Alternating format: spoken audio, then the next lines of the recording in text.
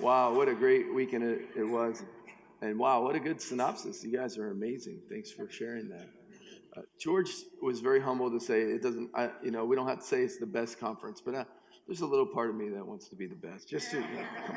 And you should want to be the best, right? The best you that you can be. That's all you can be. And then celebrate other people at their best as well. Because I don't want to be the best someone else. I want to be the best Jesus he can be through me. So I like the word best. I'm not going to throw the word best out. It's not a comparative word. It's a word that challenges me to be more of who he is inside of me. Let more of Christ come out of me. So I like that. So what a great weekend. I wish I had a little bit more time to visit with you over that topic. We do have a short time this morning, and we have a second service, I know. And tonight, I really feel there's some things I want to share with you as a church. Let me just say, first of all, thank you for having me back. I've come back for is it really 7 years? Is that how long? Yeah. It's very interesting because I'm sitting here thinking, why do I keep coming back? I mean, South Africa is beautiful, and these guys are so gracious. They take us to the bush when we come, and my wife loves to come, and my wife doesn't come with me everywhere, so that's another reason I like to come, because I know I can get her to come with me. But honestly, we probably turned down, I'd have to talk to my assistant how many the total is, but it's at least 40 to 50 invitations a year that we have to turn down because we can't take everything. So why do we keep coming back to places like Harvest when there are bigger churches? There just are, right? There are closer churches that I don't have to travel as far. I find myself being drawn to go back to places that aren't the same when I come back the next time. I think that's why I keep coming back, because you guys keep changing, you guys keep growing, and it makes me feel like, well, maybe there's something that part of the deposit that we bring that you do something with, and that's the places I want to go back to. I want to, and that's the kind of places I want to draw from, places that can help me put a deposit in me. And so the people that I'm drawn to are the people that I'm different when I get around them. And so I guess the churches I'm drawn to are churches that are different the next time I come back, because perhaps they're growing, and maybe it's not just from what I deposit, but hopefully there's something that we've deposited that encourages you. So I'm encouraged that you guys are growing, and as I believe the unique gift of the prophetic brings a deposit, and the Bible says that we don't come to fullness, because the end game is not just to have a church that makes itself known to principalities and powers. The end game is not just to have a church that has apostles, prophets, evangelists, pastors, and teachers. The end game is not just to have a church that has the minister or the members doing ministry, everybody does the work of their ministry. The end game is not just that we do miracles, signs, and wonders. The end game is this, that we come to the fullness of the stature of the measure of Christ.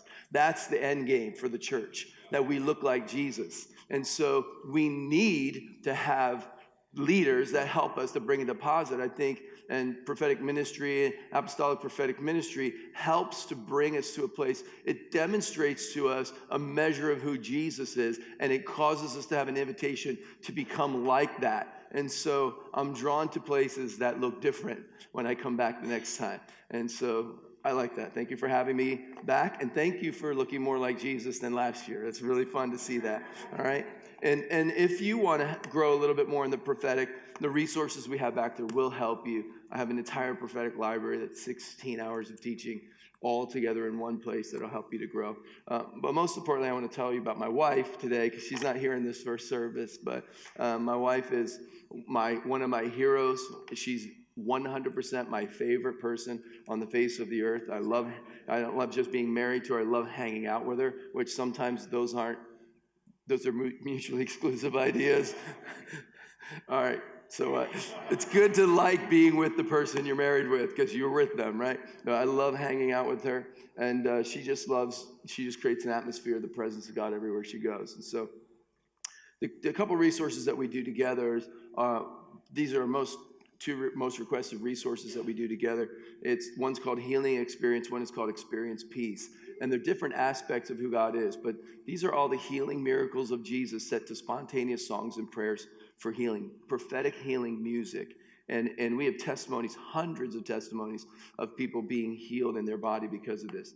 This project we did because we knew that people needed peace in their mind, particularly in the atmosphere of the world right now. Jesus came to bring peace on earth and goodwill to men. Seems like we have the opposite these days. And that's what the angels were announcing. They were announcing through the media, through the airwaves, good news of great joy to all people. There'll be peace on earth, goodwill to men. And it seems like through the airways, all we have now is bad news and division and strife. And so we thought we create something that would help to bring people to a place of peace. But the Bible says peace is not just an absence of anxiety. It's actually the presence of the kingdom of God. Of his government and his peace, there will be no end. The God of peace crushes Satan under your feet. So peace isn't passivity. It's actually the powerful presence of God that gives us a sense of God's kingdom. And one of the things, what we did was we took the scriptures and we began to make declarations and songs about peace over our lives in different areas. God gives us peace with our past, peace with our present, peace with our future.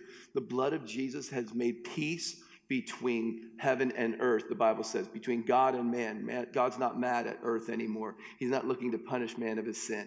And what we found is testimonies that have come back because of this resource is that people are experiencing peace in relationships. And sort of happened accidentally. The engineer working on this took it home, played it in his house, and he and his wife were really struggling in their marriage. Actually, were physically separated at the time. And he said God did something in his heart through the scriptures that they ended up reconciling. And that was a cool testimony for us to get before we even released the CD. We thought, oh, that's a nice testimony. We've had a couple dozen testimonies over the last year of relationships being restored, siblings that have been separated for over 30 years, finding each other and being restored in relationship. Mothers and sons being restored, fathers and children being restored. So there's something on this to bring peace in relationships. It's very, very cool. So that's just a couple of the things that are back there. I just want to let you know the variety of things. Sometimes people go back there and they say, what's that? And the person at the table may say, it's a really cool green CD with a little drop of water on it. That's what that little green CD with a drop of water means. All right? Take your Bibles and turn with me to Exodus chapter 33. There's some things on my heart for Harvest that I want to. I think I'm going to wait and share them tonight. So if I share them in the morning service, then I have to say it again prophetically. I kind of feel like I have to say the same thing prophetically in the second service. So I'm really going to unpack a few things prophetically tonight for a corporate word because I think God's going to add to it. So what I do want to say is, here's what I feel in general, and I can say this in the second service. Let me show you a pattern that I see how God's grown you, okay? I believe that God took you from just being a crowd to being a community, which means a church can just be a crowd, and I know there was transfer of leadership and transfer of circumstances that went on naturally because of what happened in this church. And so at first, you come into a church, you just inherit a crowd. It's not yet part of it's not your peeps yet, right? And so God gives you a grace to become a community, and it's a different grace to become a community than a crowd. So you can gather a bunch of people, but that doesn't create community. And community takes a certain skill, it takes a certain grace, it takes a certain anointing to begin to build community. But I believe you're not. And in fact, what you're not is you're not moving away from being a crowd because you're still drawing people into community. And sometimes people are just part of the crowd before they're part of your community. And that's okay because they may need to check it out. They may be from another church environment or an unchurched environment. And you need to embrace them in love so they can become part of community.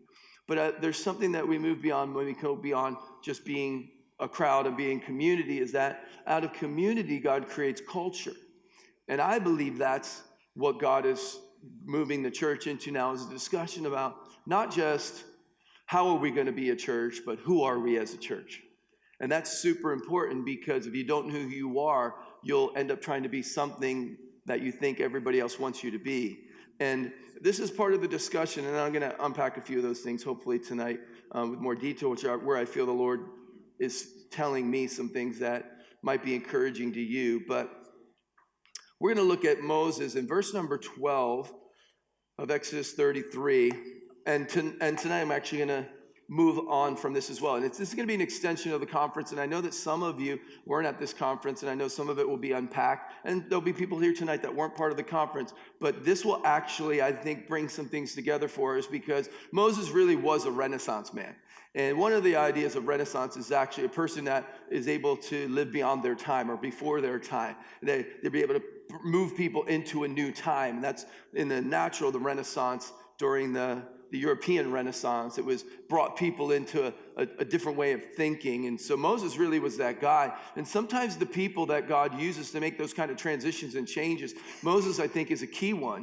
You see in this moment is actually a Renaissance moment for Moses. It's a time of change, of transition, of actually transformation of culture that takes place in this. I won't go into the detail. I'll probably share it more tonight. But out of this passage right here that we have a complete shift of things in the world that we enjoy right now we never had before. There's governmental ideas that come out of this encounter. There's commerce ideas that come out of this encounter. There's international relations. There's military wisdom that comes out of this. There's fashion design. There's architecture. There's a ton of things that are unpacked out of this encounter. So this is really a Renaissance moment. And the reason why I believe it's important too is because I believe Moses is one of the most impactful transformational leaders in the Old Covenant. And I'd argue he's the most impactful for a couple reasons. One is because he comes at a moment in history that's so pivotal that if someone doesn't do something at that moment, God's literally going to have to start over again, go back to like an Abraham figure and start over again. And so he kind of is able to rescue or build off a foundation that was broken. And that's very important, because sometimes what happens is we think things are so broken that you just have to burn it down and start all over again. But with the right person, with the right faith, at the right position, at the right moment, God doesn't have to go back and burn everything down and start over again. He can actually build, as we heard this weekend, on ancient ruins. He can build something new. And I do believe that this is powerful about Moses. The second reason I believe Moses is probably, for me, the most important leader in the Old Covenant is because he fulfilled three functions that Jesus fulfilled. He didn't fulfill the function that Jesus was the Son of God, that Jesus was the Messiah, that Jesus was the Lamb that died for us in his blood. It wasn't that, but Jesus had three earthly functions, and those were his heavenly functions. Messiah, Son of God, and the Lamb that was slain were his heavenly functions, but his earthly functions were prophet, priest, and king. Jesus was a prophet because he spoke to the people for God, heard directly from God and spoke to the people. He was a priest because he could go into the most holy place and he could sprinkle the blood. He did sprinkle the blood, and he could then bring the sacrifice and represent the people to God, which are different functions. Representing God to the people is the prophet. Representing God to the people, or the people to God, is the priest. And then he was the king, and that was actually representing the government of God in the community. So, and Moses wasn't a king in the literal sense, but he was the most. He was the pre-kingly illustration in Israel. They didn't have a king. So he was a government official, he was a prophet, he was a priest, and Jesus did all of those things. No one else in the Old Covenant did that. They had kings, they had prophets, and they had priests, but they weren't supposed to mix. One king tried to be a priest and got killed. That was Uzziah. He went to the altar and tried to make a sacrifice, and he ended up getting leprosy because of it. So it was bad news if you mix those three things. That's why I believe Moses is such a transformational figure. The second thing that we say about Moses is a lot of people think of Moses because of the great stories, his transformational time of being rescued out of the basket, and that was a special moment in his life. I actually think this is the most important moment. Some people would say, no, it's the burning bush because he heard from God. His rod became a miraculous thing. But I believe this is a transformational moment, the most important moment in the most important person in the Old Testament in my mind, because of what happens out of this encounter. The cool thing about this is that Moses wouldn't be the guy you would be most likely to pick to be this kind of a leader, the guy who's maybe the most transformational leader under the Old Covenant, and maybe this being his most transformational moment, you wouldn't pick him to be that because he was the guy that was actually born into a generation that was marked for destruction. He was born into a time where everybody of his age that was a boy was marked for destruction. The males were marked for destruction. And we heard so eloquently this weekend about how women have gone through challenges in our culture and still do. But in this culture, Moses was a man who was oppressed. He was a man who was marked for destruction. He was a man who was marked for annihilation. And God chooses people that are marked for destruction, and he marks them for distinction in their generation.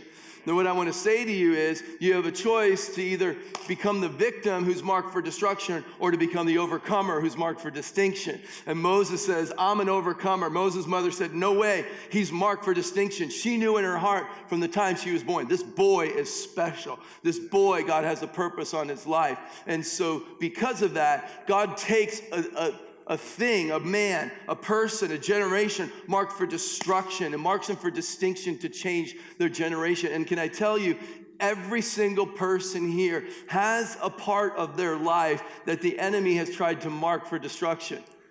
Maybe you grew up with a father who was angry and you developed that anger issue. The enemy marked you for destruction, but God's marked you for distinction. And when you come under the perfect love of God that's not easily angered and you realize you're like your father, not like your father, then you have the ability to step into a place where you go into transformational thinking, when you realize the places that the enemy has used for evil in my life, God can use them for good.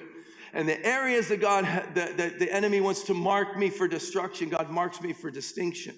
I think it's so important to understand that idea, because if we're going to see transformation take place around us, we've got to see that there's a God who transforms us from the inside out. And Moses is in a transformational moment. The reason is because he's actually had success as a leader up to this point. And sometimes your moment of crisis doesn't come at your moment of failure. It comes at your moment of success.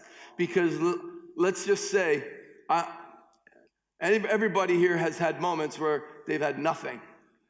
And everybody's had moments where you've had a lot, whether it just be a lot of food or a lot of people in your life. Maybe you haven't had a lot of money, but I can just tell you something. It's much easier to budget your money when you have no money than when you have some money, right? It's easy to make a budget. It's easy to go on a diet when you don't have any food. You hear what I'm saying? Sometimes your faith is tested the most when you actually have the favor of God. It's easy to manage a lack of favor. It's hard to manage an abundance of favor. It's easy to manage a lack of wealth. It's hard to live with a lack of wealth, but it's easy to manage it because you don't have to budget it. It's hard to live with an abundance of wealth. And Moses' problem here isn't that he's failed. His issue here is that he's succeeded, and he succeeded so well, he got 1 million people to follow him into the wilderness. You think it's tough to manage $1 million. It's tough to manage 1 million Jewish people in the wilderness, okay? You think it's tough to lead a church of 250. Get ready for a church of 500, right? So there's a new level of leadership that has to come, and stewardship in our life, and transformation that comes in our life whenever we come to a new place of fruitfulness or success that God brings us into. And so Moses is in one of these places because not only has he been successful, but he needs new resources to get to the new place. So God told him, you're going to come out of the wilderness and I'm going to take you to a land flowing with milk and honey. He told him, I'm going to give you houses you never built. I'm going to give you fields you never planted. So he told him where he was going to take him. And then he said, you're going to get these people that have been 430 years or so in slavery, and you're going to get them out of Egypt, and you're going to go through the Red Sea. And then I'm going to take you into the promised land flowing with milk and honey. By the way, I have no idea why it's important for that to be flowing with milk and honey, but maybe there was rooibos tea in the land, and I think milk and honey is good in rooibos tea. Well, at least honey is. I can't drink milk in mine. I'm dairy free, but whatever. And so almond milk. Maybe it was almond milk. And so, but God doesn't, here's where Moses is. He's had the success of getting them out of slavery, and he's got the vision to get them in the promised land. But now he's got 1 million people in the desert without resources, without food, and they're not happy with him. And they're starting to question him. They're starting to question who he is. They're starting to question his methods. And God and Moses are in this conversation. What I love about God is that he is not so insecure as to have a conversation with us. He's not so insecure in the middle of, we're out of here, we're not where we were, but we're not where we are going yet. And we say, God, we're not sure what to do. He's not so insecure to have that conversation. And sometimes we find ourselves in that place, and we have to learn to ask the right questions, because sometimes the conversation we have with God, he's not responding to, and it's not because he doesn't want to talk to us, it's because he's waiting for us to ask the right questions. And what we can learn from Moses here as a transformational leader is the questions that we should be asking at the place of growth that we're at, so that we don't get stuck where we are and we can get where God's taking us. That's really what I want to talk to you about today. So let's read verse 12 through 14, and there's just a couple things I want to point out to you. Moses said to the Lord, you've been telling me lead these people, but you have not let me know whom you will send with me. And I'm reading from the New International Version. It's important because there's a couple words here that apply to the original language that are important. You have said, I know you by name. You have found favor with me. If you are pleased with me, teach me your ways, so that I may know you and continue to find favor with you. Remember, this nation is your people. And the Lord replied, my presence will go with you, and I will give you rest. We're going to stop right there, verse 14. First of all, here's what I want to tell you. In your conversation with God, when you feel like you're not where you are, but you're not where you're not going yet, in your conversation with God, you first of all have to remind yourself of who God is. You have to remind yourself of what God said. What does he say? Moses said, you've been telling me lead these people, but you've not let me know who you will send with me.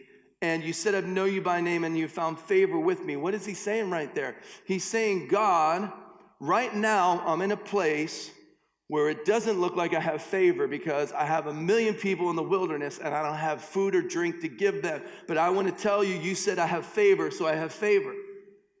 Favor is not found in the place where you have what you need. Favor is found in the place where it looks like you don't have what you need, but you believe he is what you need. He's reminding himself and he's reminding God, you said I have favor. The reason is because he didn't feel like he had favor. The second thing is, you said you are pleased with me. Why is he saying that? Because the people he's leading are not pleased with him. And sometimes when God tells you to go somewhere, the people around you won't be pleased that you heard God and that you responded to God. But it doesn't matter. If God's pleased with you, he's pleased with you. And Moses is basically saying, they're not very pleased with me, but I know you're pleased with me, so I'm going to keep going. I'm not going to quit because you're pleased with me. And he's reminding himself and he's reminding God of the conversation of who God is. This is who you are. You're pleased with me. I found favor in your sight. And you've told me to lead these people. I know I'm supposed to be doing this, so I'm not. We're getting out of that part of the conversation where, oh, I'm in the wrong place. It's the wrong time. Everybody hates me. God's not on my side. And all that stuff that creeps into your mind when you're in the in-between period, right? And so he says to him, here's the question. If you're pleased with me, teach me your ways. Verse 13, the New International Version. It uses some other language in other translations, but this is the proper translation. Teach me your ways. Everybody say ways. See, ways are different than plans. He didn't say, and that you can learn something from the Bible when you read what it says, but also what it doesn't say. He doesn't say, teach me your plan. Because if it's me in that moment and I've got 1 million people following me and I don't have the resources, I'd say, what's the plan to feed these people? What's the plan to get some water? What's the plan to get these people in line? What's the plan to get us? Because I'm a person, I'm just wired to want to know the plan. And I'm actually wired to develop a plan if there's not a plan. There's a leadership test. I don't know if it's popular in this culture. It's called Strength Finders, if you guys heard of that. And it teaches you your 5 top strengths in the way that you lead or the way that you help people lead. And my top 5 are futuristic, no surprise there. Strategic, which means step by step. Direct. Those are my top 3. Let's just stop there. So basically, I can see where to go, I know how to get there, and I can tell you how to get there.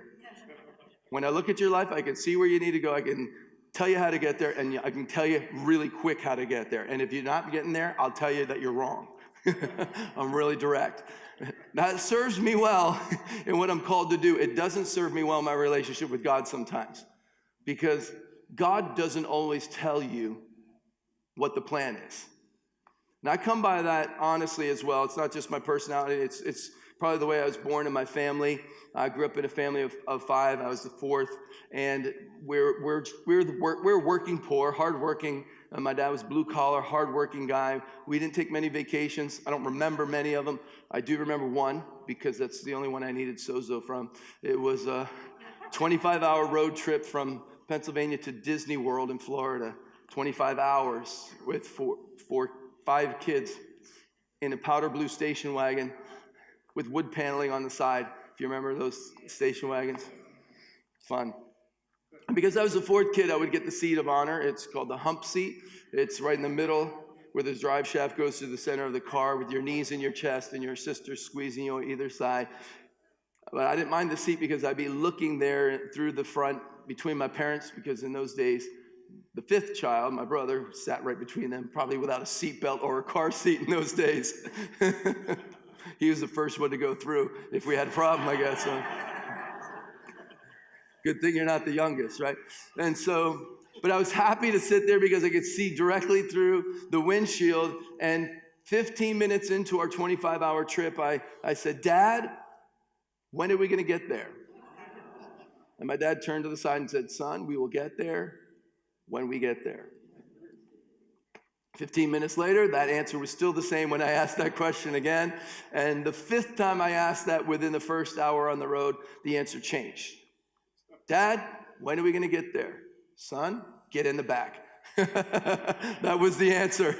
It went from, we'll get there when we get there, to, son, stop asking the question. It's the same answer as it was the last time, so get in the back. Which, if you're a kid who likes to see the future, if you're a prophetic kid, the back seat was not the back seat, it was the back seat.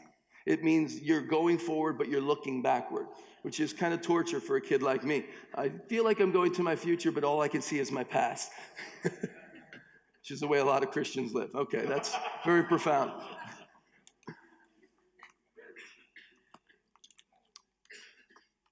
Everybody say, I want to know the plan. See, we want to know the plan, but Moses didn't say, tell me what the plan is. He said, God, show me your ways. And see, this is important when we're on our way somewhere that eye has not seen, or ear has not heard, has never entered into the heart of man what God has in store for those who love him, is that we understand who God is. And it's not, you could know the plan, but if you know the plan and you don't know that God's good, that you found favor in his sight, that he's pleased with you, guess what? You're still going to get stuck. God, teach me your ways. Why? So that I may know you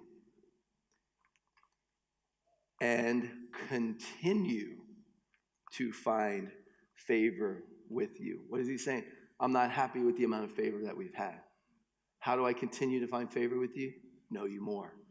Because the more I know you, the more I can access that part of who you are, and I have favor with you. Because the only way that you are going to lead people into places they've never been before is to get to know him in ways you've never got to know him before. Show me your ways. Really what God was saying, what Moses was saying is, when are we going to get there? Not just when we're going to get there. He said, you have been telling me lead these people, but you have not let me know whom you will send with me. I like that question, because it wasn't about when are we going to get there, what are we going to do when we get there, but who's coming with us. Sometimes we want the what of God. Sometimes we want the when of God. What are you going to do to get me out of this situation, God? What are you going to do to get us a new building, God? What are you going to do to fix our parking problem, God? What are you going to do to get people out of spiritual bondage? Or God, when are you going to do this miracle? When are you going to provide the finances we need? When are we going to have the breakthrough in our marriage? When are we going to, when? But maybe we're asking what and when, and we should be asking who. Who will you send with me? Maybe it's not about what are you going to do to change my financial situation, but God, show me who you are, Jehovah Jireh, my provider. Maybe it's not when are you going to heal me, but show me who you are, Jehovah Rapha, my healer. You see the difference. It's a subtle difference, but it goes to the relational heart of God. And everything he does is relational. And if we just ask the question, what and when, we miss the who. And we might get there, we might think we're going to get there, but we're not where he wants us to be because he's not taking us somewhere. He's going with us somewhere. He's in the car with us. He's at the wheel. Baby, my dad was saying, son, I'm going to keep driving until we get to our destination. Just enjoy the ride. We'll get there when we get there. In fact, it's sort of similar to what God says. He says, God, teach me your ways to know that and to know that I have found favor with you. And remember, this people is your people. And the Lord replied, watch this, my presence will go with you, and I will give you rest. Moses asked the most important question you can ask when you've experienced the measure of the favor of God, but you haven't yet seen the fullness of it. It's not when, it's not what, it's who. Teach me your ways so that I may know you. And the Lord answers his question. It doesn't seem like it. It seems like he's actually going back to his first question. What was his first question? Who will tell me who's going with me? Because the people weren't with him. I think what Moses' question really was, I need to know if these people are with me. I need to know if my leaders are going to follow me. I need to know if I can make this happen. And it sounds like God is answering his first question, but I don't think he's answering his first question. He's answering his second question. Second question is, teach me your ways. And the Lord replied, my presence will go with you, and I will give you rest, which answers both questions. What's the nature of God? What's his promise to you? Yes, he's got a plan. He's got a plan to prosper you, not to harm you, to give you a future and a hope. Yes, he's got a plan to reach your city, to bring cultural change to your nation. He's got a plan to bring light into darkness. Absolutely. He's not a God without a plan, but he's a God who's a present God. And if you have a plan without the presence, you really don't have anything. If you have an architectural structure, a building without the presence, you don't really have anything. If you have a church without the presence, you really don't have anything. You've got a crowd, you may have community, but you don't have a culture that's reproducible. And God says, my presence will go with you, and I will give you rest. And there's two things that I'll leave you with on that, and that's this. So wherever you are today, you may be still stuck in a little bit that place of Egypt, or not quite through the Red Sea, or maybe you're just at the entrance to your promises, or maybe you've stepped in a portion of them, or maybe you're out here in this place where you know that you're not where you used to be, but you're not where you're going, and you don't have the resources to get where you need to go, and you're not sure the people around you are the people that are going to go with you, but his promise is my presence will go with you, which this is to the heart and the ways of God. He's with you. You know what Hebrews 11 and 12 says this? Without faith, it's impossible to please God. What was Moses' question? If you're pleased with me, teach me your ways. There's not a lot in the new covenant that we have to do to please God, but it does say in the new covenant, without faith, it's impossible to please God. Now, you could take that and turn that into works, but it's not a work statement, it's a relational statement. Because then the writer of Hebrews goes on to say, and those who believe that he is must believe, or those who come to him must believe that he is, and he's a rewarder of those who diligently seek him, which defines faith. So without faith, it's impossible to please God. Those who come to him must believe that he and he's a rewarder of those who diligently seek him. See, we most of the time define a person of faith who is able to get us to the place of the reward. So someone lays hand on the sick and they recover, we say, that person has great faith because they prayed and someone was healed. But the Bible doesn't define faith as that you pray and someone gets healed. The Bible defines faith as you believe God is. Which means that you believe he heals even when somebody doesn't get healed. Which means that you pray, and if someone doesn't get healed, you still pray again because you believe that God is. Which means that when you're in the promised land, it's the manifestation of what you believed here, because you believe that when you were here, God is. And because he is, when you get here, you see the reward of those who diligently seek him, not seek the reward.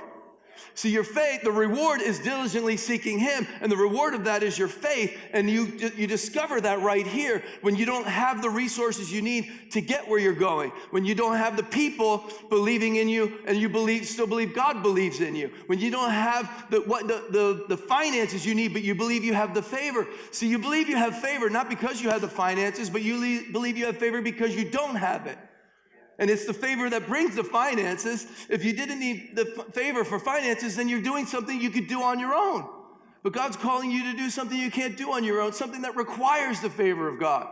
He's doing something that you can't do just with the approval, the pleasure of the people, that you have to believe God's pleased with you, because you're going to do some things that doesn't look like people are pleased with, but God is pleased with you.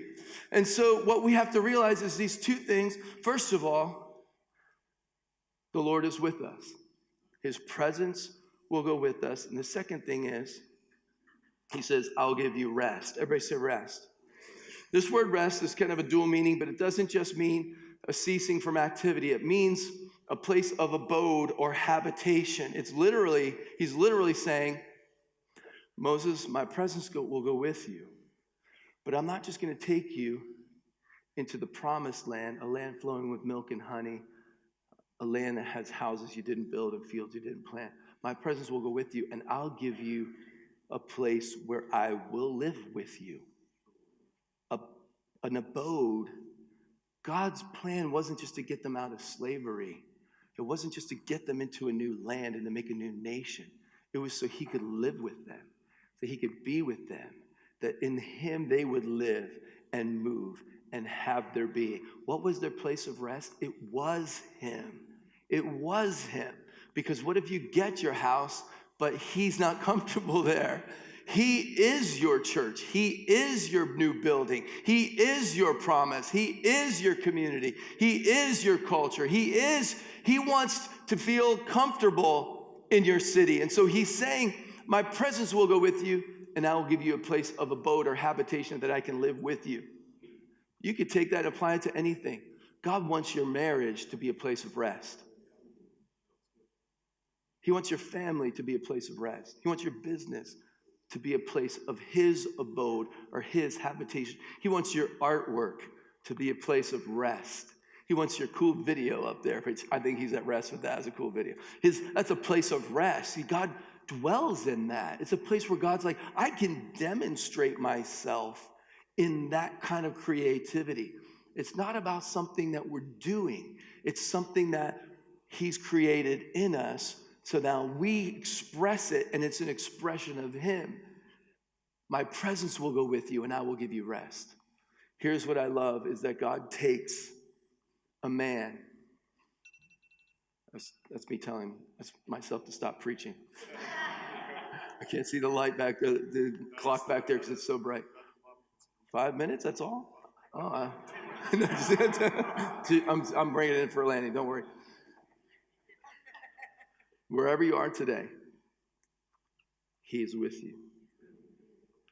And he is creating the environment, not just to take you somewhere, but to go somewhere with you. And that's what I love about what God's doing in this church. Because out of this encounter and out of this place of conversation with God, and there's a lot of conversations to have. Who's with us? Where are we going? What are we going to look like? What's the house is going to look like this? And that's great conversation. But the most important thing to understand is that if his presence is here, you're going to get there. And when you get there, he's going to be there. And he's looking for a people that's really all that matters. Not, God, what is your plan? But God, teach us your ways. Because sometimes we find ourselves in a place where we can't answer the concrete questions. But as long as we can have a conversation that leads us to more of who he is, we're going to get there.